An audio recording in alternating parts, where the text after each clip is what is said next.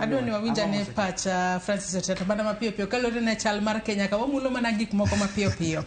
Askon galmindo peje yo makare ni chika mar golo ji duon bura mar ODM otiyo ne joluo kende koso tiyo nyaka ne jotelo mamoko maponono tiyo machiegni kod jatend piny Kenya William Ruto chiwo ranyisi kod governor county mano Maksisi Mbarati kata na governor ma Mombasa. Governor ma Mombasa bende otiyo ne joluo kende koso tiyo ne joma achielo kapok iduoko wach mar picha.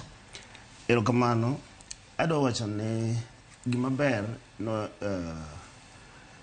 okil bende yie ne debate ntiere makosa inano. So as we are now enene makosa nitie koro penjo mantiere na ang'o momiyo makosa ne en na one side. Jo kane yudo chakrok mar wechegi en ni samo mondo maintain party discipline nitiere communications. Sami dwaro rado kata kidwa loso koda party member nitiere channels of communication. Ng'ane ndik barua kama requesting on this. Ng'ane kowuok kadhi adwa dhi rado kod oluonga e meeting makama these are the objectives, these are the purpose of our discussion.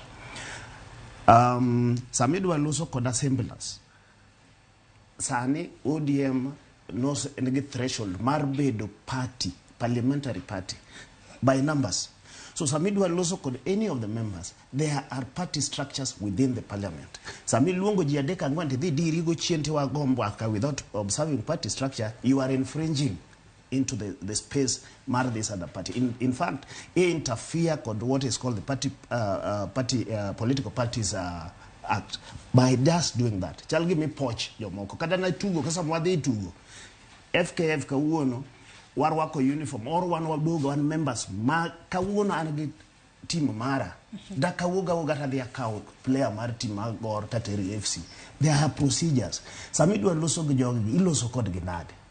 Procedures gama pono nok nolo. That's the ODM emomi nego wacho no nitiere nyalo dhi. But me wane information mare. Now the question is ODM as a party question gimane jogo the Home State House. They were not aware, they were not consulted. The supporters this other team wacho ne nango mo jokumoko gede possibly jokumoko gede by laying down the reasons why they are going for such meetings and they get authorization from the party. Wacho kanyo makare nyadwa ni duokoro wach mane asko no kungo ka page kapok wadhi wach machielo mwatu wake okinyi makawuono. Waba tiek ka wacho kama